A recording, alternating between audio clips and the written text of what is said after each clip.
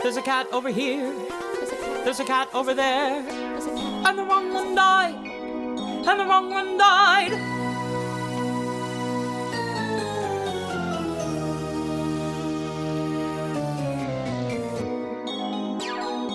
Welcome to The Wrong Cat Died, the podcast breakdown of the catastrophe. I'm your host, Mike Abrams, and today we have another amazing guest. She played Jennyanydots in the 1987 third U.S. National Tour of Cats. So welcome, Cathy Susan Pyles, and thank you for joining me. Thank you for inviting me. I am so excited to talk because I have lots of Jenny questions still, and I've talked to a few of the different Jennyanydots, but we'll get to the plot, we'll get to the story. I love hearing about your experience with cats, especially on tour at that stage of cats. It was very early on. It was the first time the U.S. was really getting to experience. So tell me a little bit about what it was like when you got cast, what it was like being on tour. What was cats in that period of time like?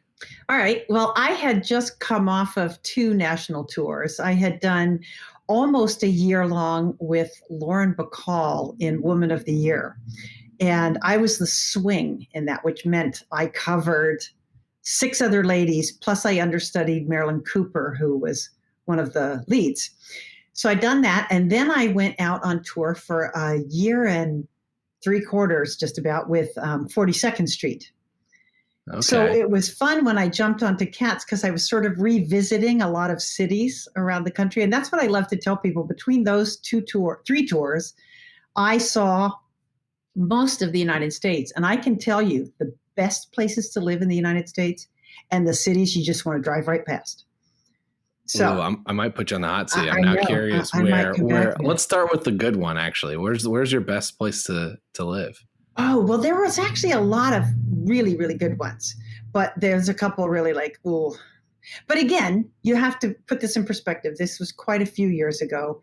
And what was really interesting actually was watching the cities change, because when I first went out, I think it was 83, 84. And that is right at the time when all of the cities in America had moved out, the malls. The malls just drained the downtown stores. So all the department stores, the lovely places, everything had moved out to the suburbs, and the downtowns where the old theaters still were and where we were housed had almost nothing.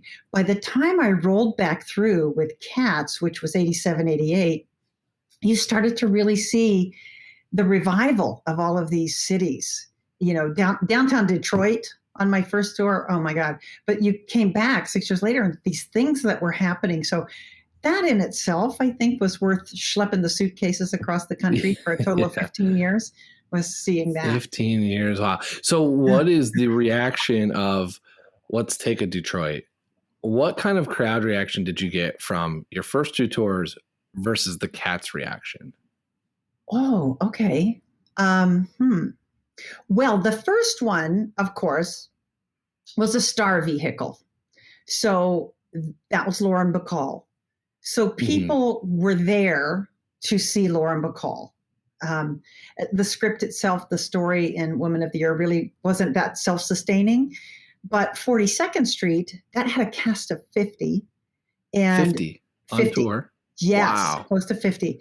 And so that was just a huge, immense thing. And so the show was the spectacle. So I'd had that experience 2 years before Cats.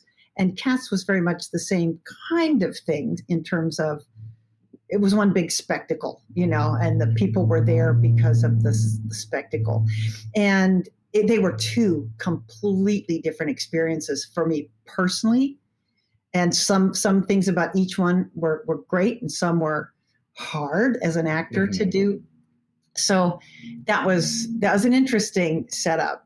But so that tour, I know your Cats tour was really the first time that Cats got introduced to a lot of cities. Oh yeah. And so I'm just so fascinated and curious by, like, it's a bizarre show. Like, it's definitely an experience. Totally weird. And you are providing that first experience to sold out theaters across the nation and this is pre social media and buzz. It's like there might be 1 or 2 reviews ahead of it, and you might be in these cities. So I'm just fascinated by the reactions and like what the crowd response was at that time, where it's an unknown with this like almost cultish buzz coming through.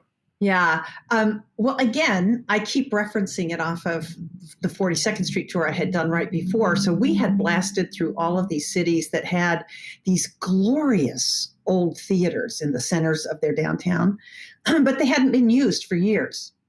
They'd kind of dried up because there wasn't a whole lot of touring theater for a while. There were some shows, but not nearly so many. So we were coming into towns with both 42nd Street, and then 2 years later, they had cleaned up most of the theaters because we had an equity rep in almost every city on 42nd Street because things backstage just weren't up to code and up to standard. And so that was challenging. Fitting the set into these theaters was remarkably, some of the theaters were now being used as movie theaters. So there was no wing space for scenery. Wow. Yeah, when I did 42nd Street, they literally opened the door right before we were supposed to do the dime number with these metal dimes and rolled them in from the cold alley, freezing temperatures, and we had to sit on them with our little tushies. But with Cats, all those theaters now had started to fix themselves up.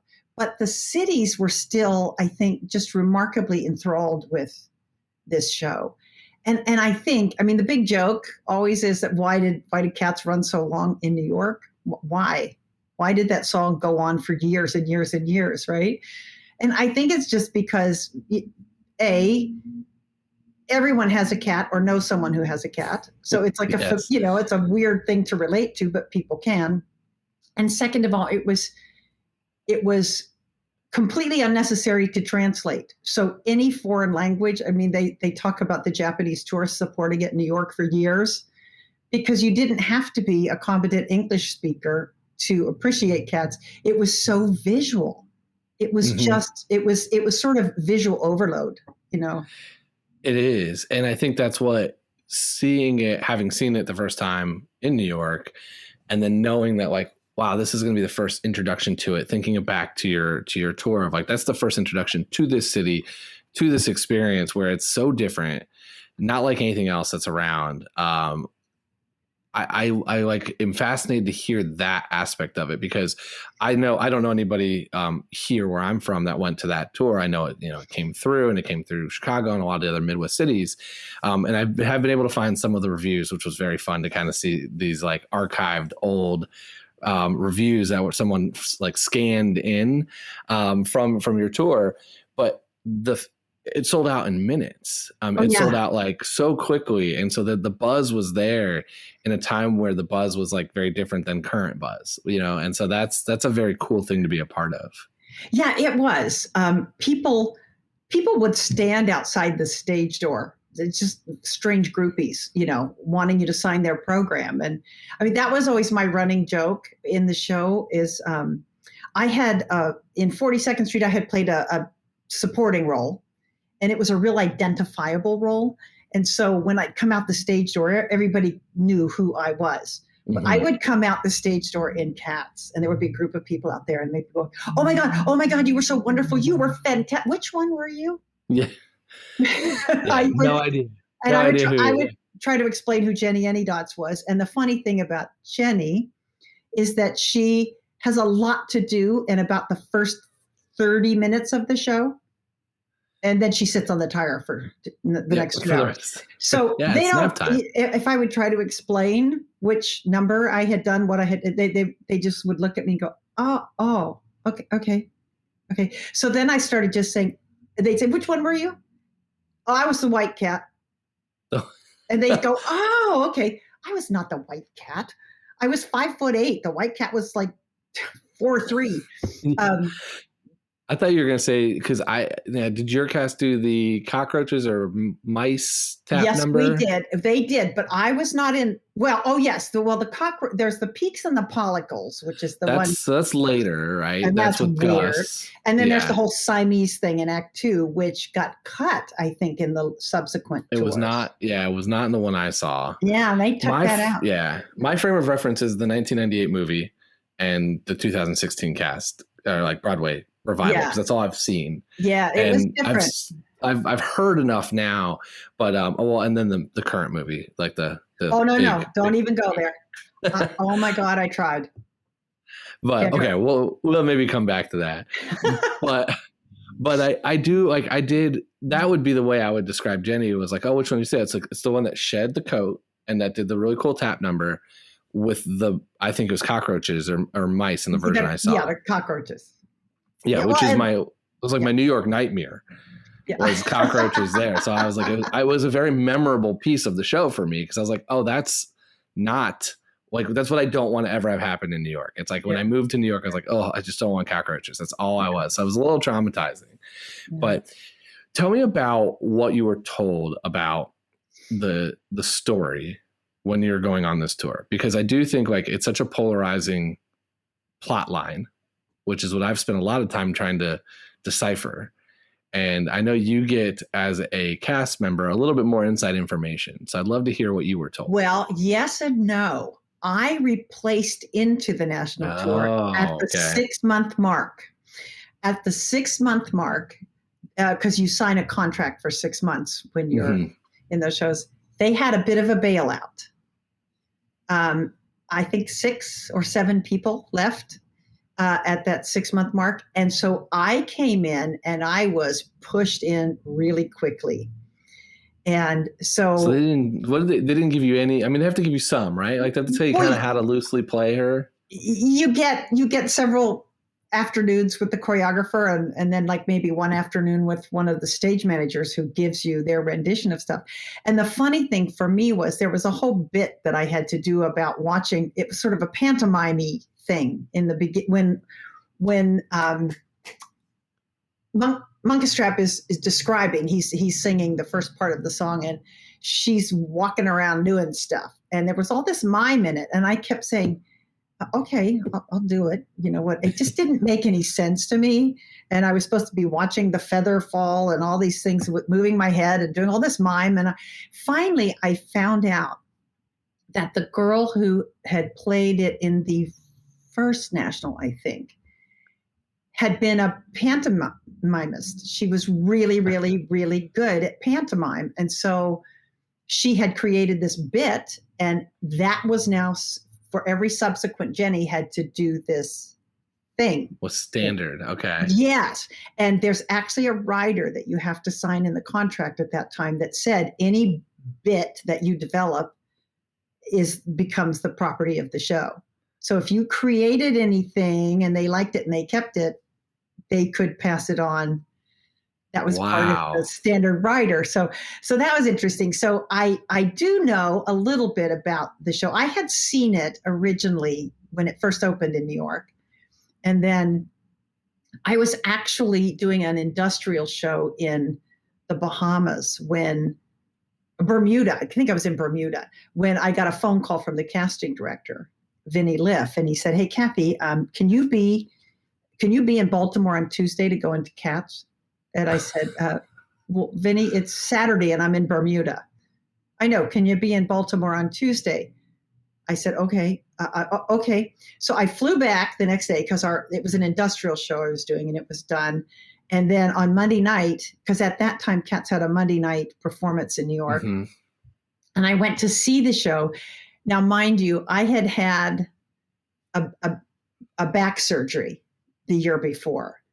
And when I had seen Cats, it was another 2 years before that or something. So I literally was watching from the back of the theater. First, they measured me to see if I was going to fit the costumes and the wigs and stuff. And they did a whole wig fitting. And then they sent me out to watch the show. And all I did was stare at where Jenny was entering and exiting. So that my mind was one character. Can I do that? Can I do that? How much dancing does she do? And I, of course, I've always called myself an actor, singer, dancer in that order.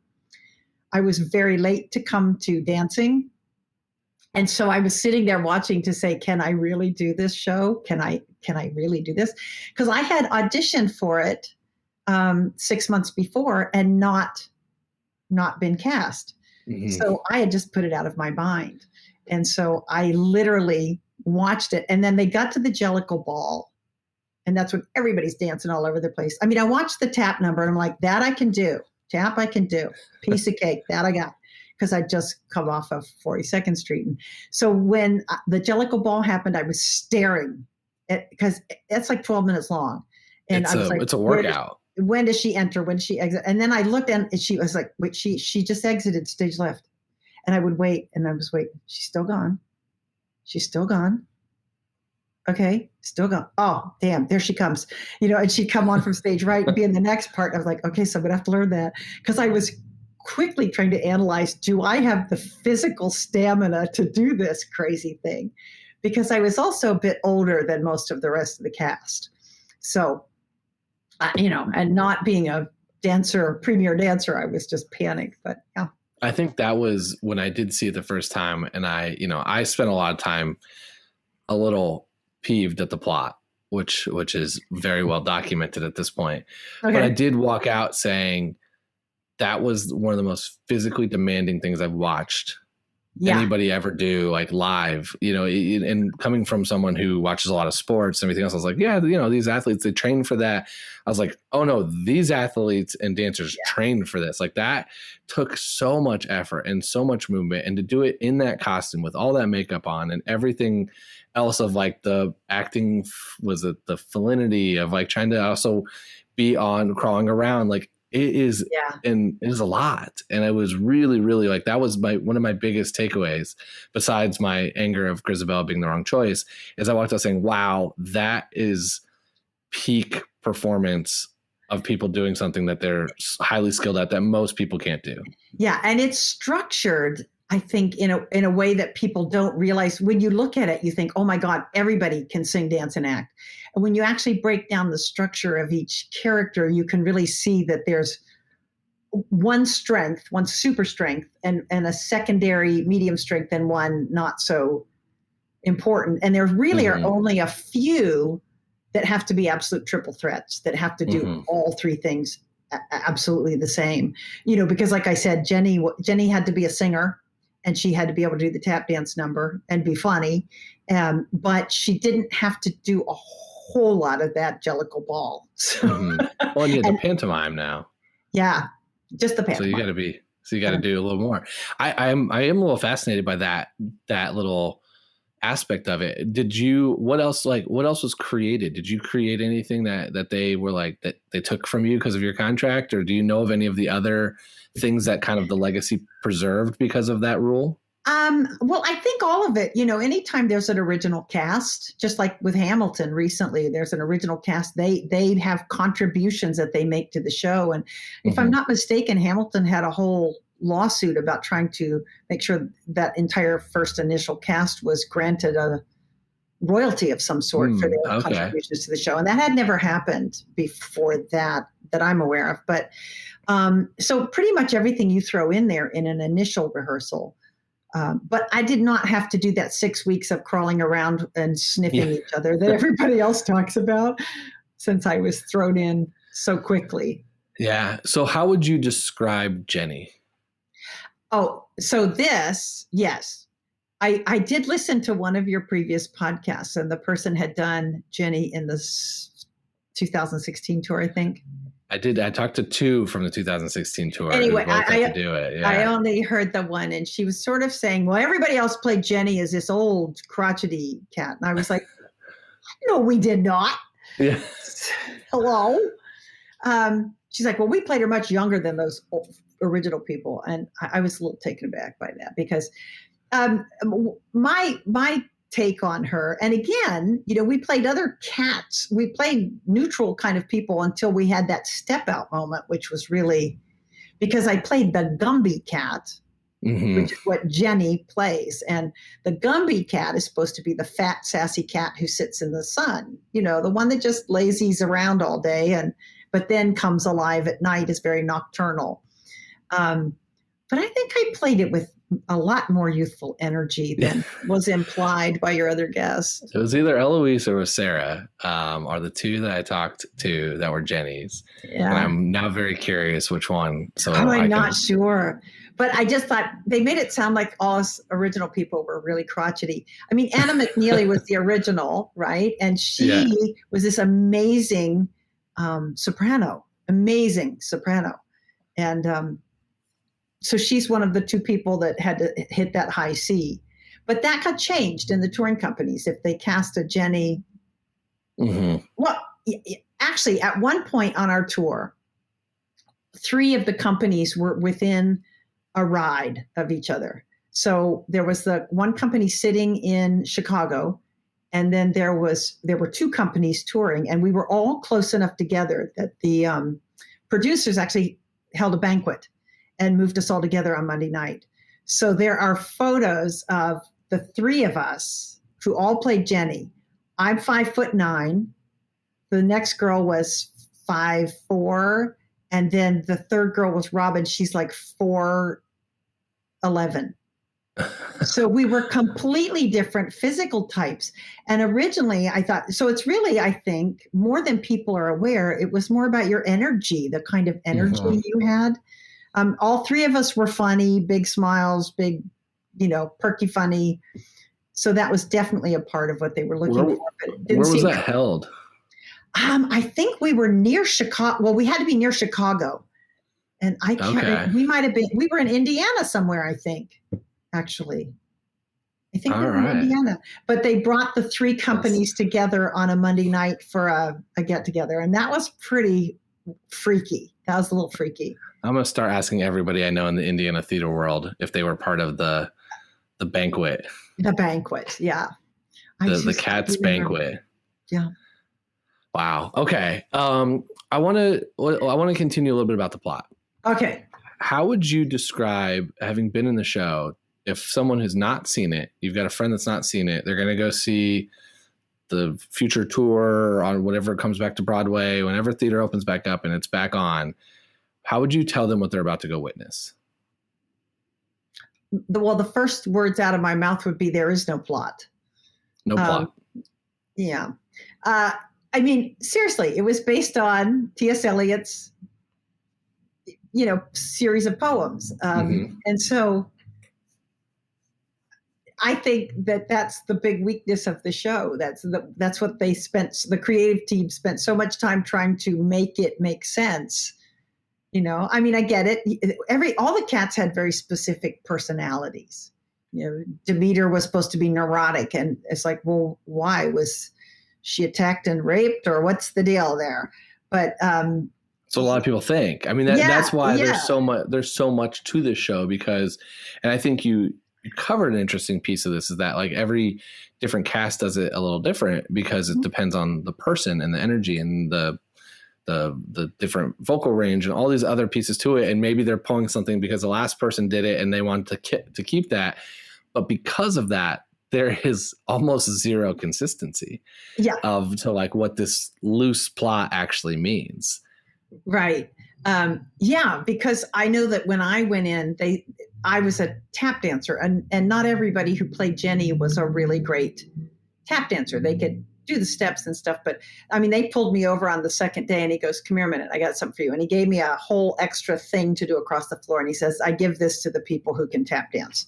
So I did have an extra little, I mean, within the same time, but most people just did a simpler step at that point. And he did some embellishment there, but I don't really know. I mean, they meet one night a year, right?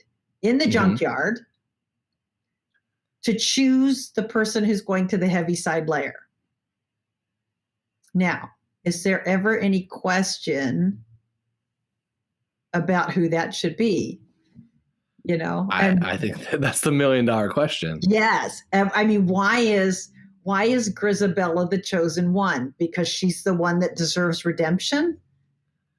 Is it? That's a common argument. I don't like making all the Grisabella arguments, but there are plenty of them out there. I think the redemption is probably the most common. The most needing to be reborn is a pretty common argument. Yeah. The old Deuteronomy teaching everybody a lesson about redemption is kind of an argument I've heard more that I did not expect to hear. Oh, wait, go on with that for a minute. So I've heard a few people give variations of this, is that old Deuteronomy who's making the choice is using Grisabella as almost a vehicle to teach the younger cats and all the other cats and potentially even the audience on being a better person, being good, like a lot of different versions of what, but it's his decision is about teaching others, and Grisabella just happens to be his vehicle for that. His Mary which I thought Magdalene. which I thought was very, very interesting take of it, but also different. But I've argued a lot of different other cats too. So we'll get to that because that's my last question for you. That's always one of my last questions. All right. The other part that I'm fascinated by, and I'm curious if you thought about this, if ever came up, it seems like it came up less in your cast than in other ones, but what about the relationships between the cats? So which cat do you think you're the mom of? Did you ever think about that? Did you play it a certain way? How did Jenny's cat's family almost play into the plot? Right. Well, we were told from the beginning, these are the kittens. Mm-hmm. These are the frisky kittens, the white cat who's supposed to be on the verge of pubescence, mm-hmm. and then you had Syllabub, who is actually the connection that reaches out to Grisabella, right? They have that moment at the end where they share the song and sing in harmony for a second, and then mm-hmm. there's this transfer from perhaps you will get the redemption and be this innocent young thing, because Syllabub's played usually very innocently. Pouncival is always played as frisky, ornery, but maybe that's because the guy in our company was that way. He was very young and had 300% energy all the time,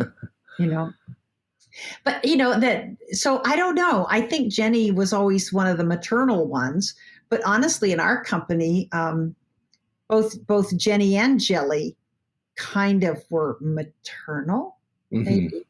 We were both older, just the two actresses in our company. We were older than some of the others. And I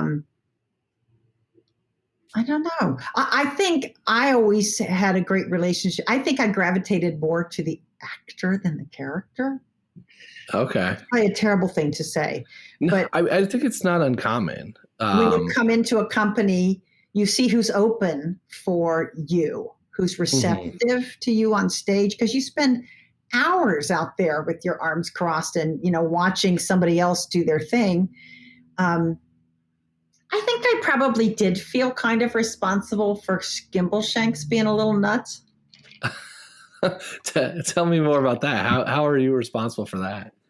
I don't know, because he was there before me, but maybe it was just an energy that Jonathan had in our company. He was so silly and so fun and so completely outrageous, but there was such affection from him.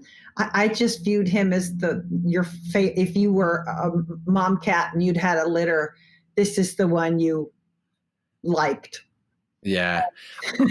It's so wild to hear it. And that's why I asked this question a lot, because there is a little bit, it seems like, of if the energy or what you're playing off the actual other actor, or if you were friends before and you knew it, but then when you meet these super fans, who I've talked to a few, and it's like those cats shouldn't like each other, or like there is some beliefs sometimes in the plot, and I think Cats kind of gives the ability, because it's such a loose plot. It's what's made this analysis of the plot so hard and unique, is that there is no answer to most of it. So I can get an answer from you about how you played it, and I can get an answer from the other two Jennys about, did they think they were the mom of somebody, or if they were, parents with another, like with Old Deuteronomy.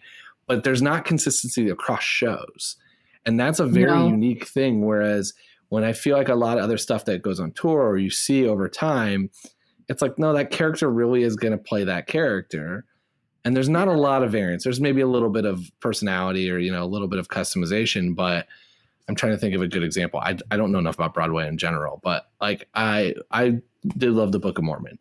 The two main guys are going to kind of always be about that two personality types. Now they might have some tweaking of it, but the two main characters are generally going to be kind of the straight and narrow and kind of the nerdy fun. Yeah. that is not always the case in Cats, which I find No. so unique. Yeah. I mean, you have certain characters in there that are paired up.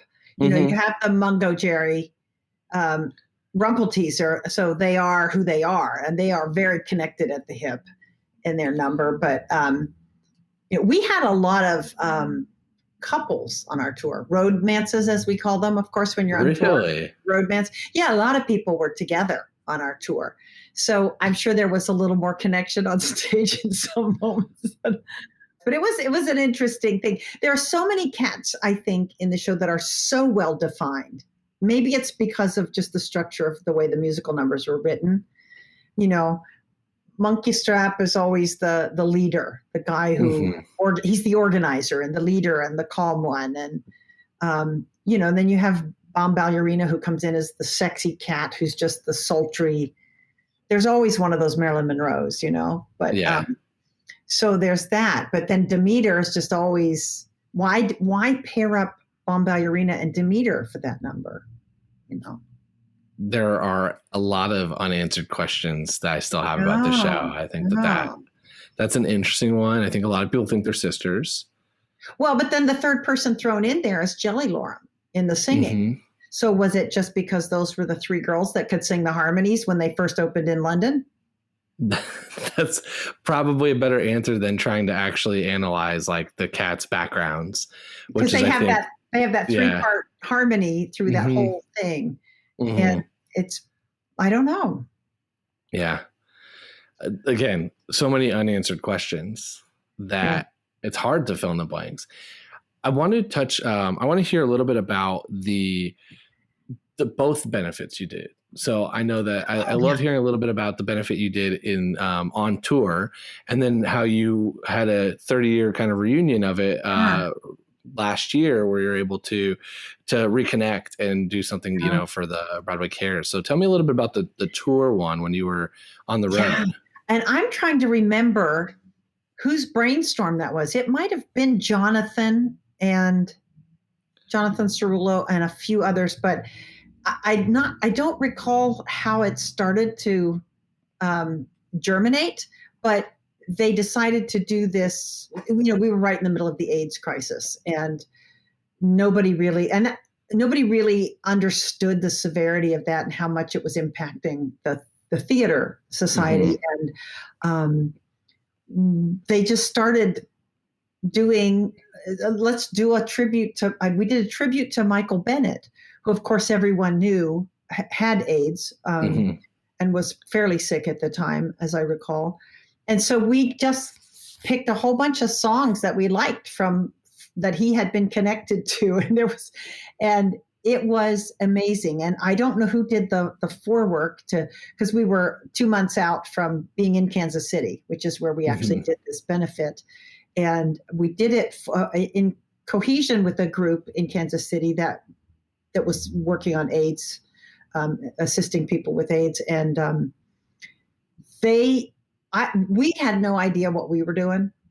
We were just having fun, but we were rehearsing every day and building costumes and building props to do this benefit. And we got there that night, and I'm sure you've heard other people tell this story.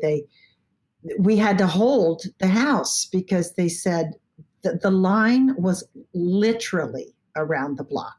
Yeah, literally gone up and around the block of people, and it was packed. If the fire marshal had walked in, we would have been dead, and we auctioned off posters and other stuff, whatever we had. And I don't know, I don't recall. I think it was $30,000 or something, which in 1986 was a huge amount of money, 85, 86. And then we did a couple more on the tour, smaller. We did one in Washington, D.C. I know it was just kind of a late night club act after the show. And we did a couple of other things, but it was pretty magical that we were able to pull that off. And we felt good about it. And, that was one of the first things that when the Actors Fund and Broadway Cares Equity Fights AIDS all kind of came together. So. And then you regrouped 30 years later. Oh my God, more than 30. a little more than 30 years later to do to do something again. So tell me a little bit about how that came to life. And I mean, and you did that remotely with everyone. Yeah. So that was a different experience for sure. Oh my God. It was amazing. It was Jonathan and Austin Jaton, who played he was our understudy for Old Deuteronomy, and one of the booth singers. I think it was the two of them that started it. And they sent out messages to us all, and then they had an organizational meeting, and it was so strange, but wonderful, because, you got to see people I haven't been in touch with in years, literally years. And people have shifted their careers, of course, because not everybody's still able to throw their foot up over their head. But, Debbie Genevieve, who was our Demeter, she now works in publicity and advertising, so she took on that role. And Lisa Dawn Cave is one of those most important stage managers right now, one of the few stage managers of color. And she stage managed us even for the Zoom meeting. She was fantastic. She just shut people up and organized us through it. And they said, how many of you want to do it? And I think, gosh, almost everybody came. A handful did not. But then they said we had to do the opening number. And we were all like, oh my God, there's too many words in there. I mean, my old fart brain, I was like, and we weren't to do any of the original choreography because that wasn't in the licensing that they had gotten, the permission that they had gotten to do this benefit. But I remember standing here trying to videotape myself, and I don't know anything about that. So my daughter was helping, and when we finally got one decent take, and she's like, oh, my battery died. And so I was like, okay. But there were so many freaking words that I literally had like 12 pages of just the lyrics, mind you, taped up all around different angles from my camera lens so that I could see where the hell I was in that thing. I don't know how I memorized that show back then. I have no idea. I remember when I saw the benefit, I was like, that's an interesting choice for the songs of all of the choices, because it definitely feels like one of the most difficult to do. Super hard. Super hard. Well, that has still raised a lot of money. The link is still up. I'll put it in the description, and I think that they're still, taking donations. So it's something that was really cool to see, and kind of get to see your cast kind of come back to do something that is related to something you did on tour, which I think is just such a unique and cool piece to this. Yeah, and one of the fun benefits for me is we still have we call it the ladies dressing room, and about 8 of us still hook up about once a month. Wow. Yeah. And with a glass of wine in our hands on a Sunday and just yammer. And it's been so much fun during this whole COVID thing to reconnect with those wonderful ladies. And I think they let Jonathan in once, but Jonathan, he got to bring his wine once. He got to be a lady once, but yeah. And so that's, one of the wonders of Zoom, of all the things we hate about Zoom. And there's been, I called them the silver linings out of a lot of bad that have been there, more time with family, or being able to do things that you wouldn't be able to do before. So I do appreciate, being able to take a look at some of the positive things that have come out of something that's had a lot of negative things. Yeah.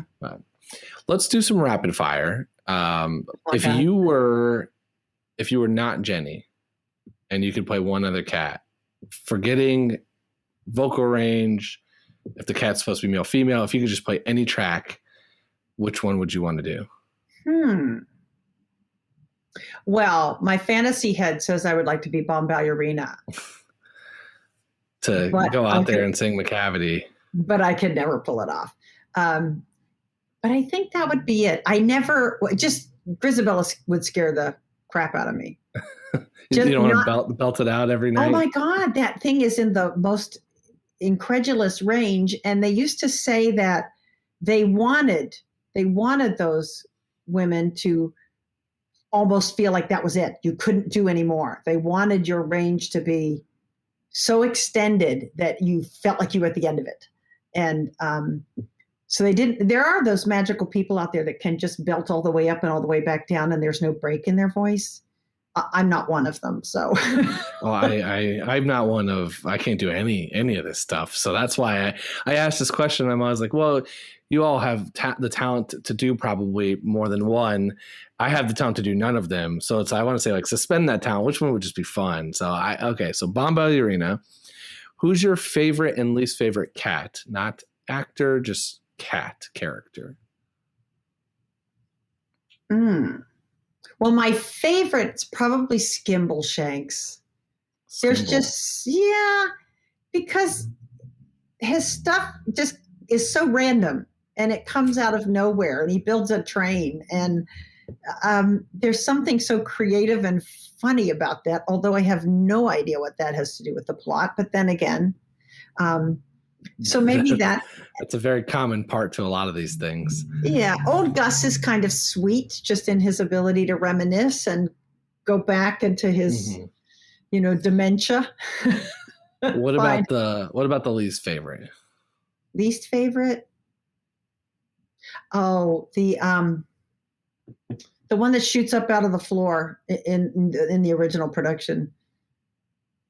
That's always played by. Hold on, I'm looking at my list. Okay, well, McCavity's pretty scary. Yeah, McCavity's a bad guy. Yeah, but I'm curious who jumps out of the floor. I'm not sure who you're referencing. Oh, it was Alonzo, the Rumpus Cat. The Rumpus Cat. And Rumpus Cat, and in the original production, he shot up out of the floor. Okay. Yeah. That's a fairly common answer. It seems like Alonzo kind of rubs people the wrong way. Yeah, he does. I don't know if he was just not given enough to work with, or, he doesn't really have a super standout feature other than being the Rumpus Cat. And he always came up and did that kind of, weird.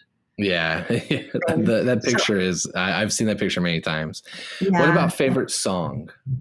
Oh, well, Memory I used to hate, but ever since Leslie did it in this last, oh my God, and Matt Zarley, who was our Pouncival, is the one who did all the editing on that showed all the streets of New York empty, and so now I'm kind of liking Memory, but maybe that's just because I'm really old.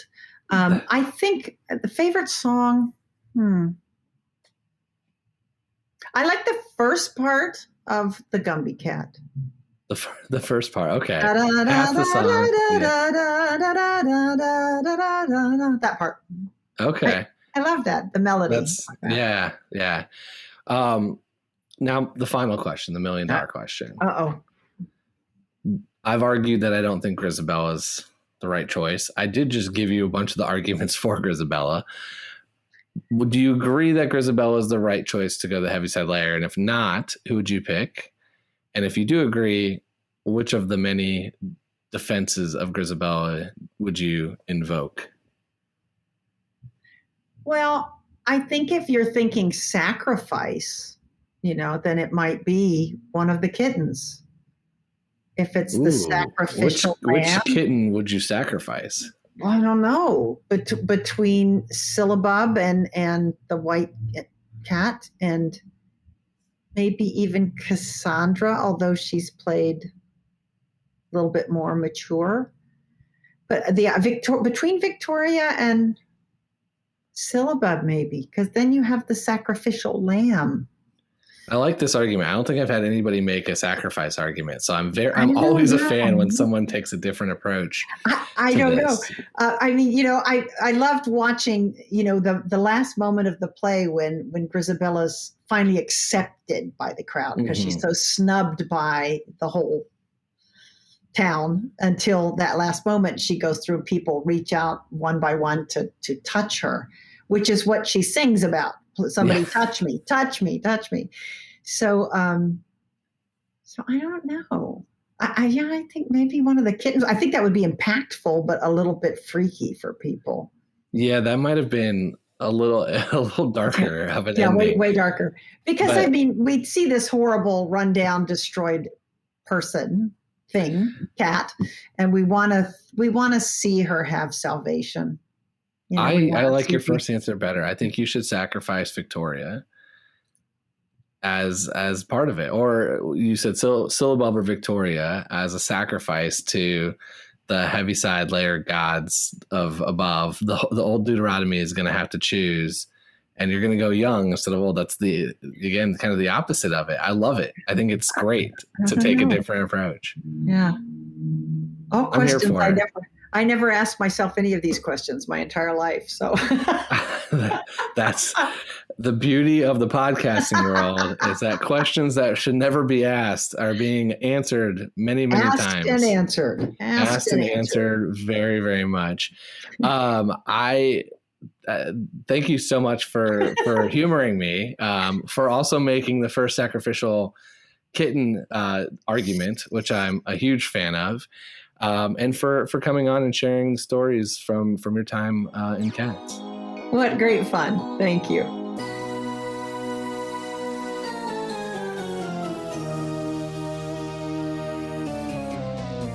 And thank you everyone else for listening to this episode of The Wrong Cat Died, the podcast breakdown of the catastrophe. To follow along, you can subscribe on Apple Podcasts, Spotify, Stitcher, or anywhere else you listen to podcasts.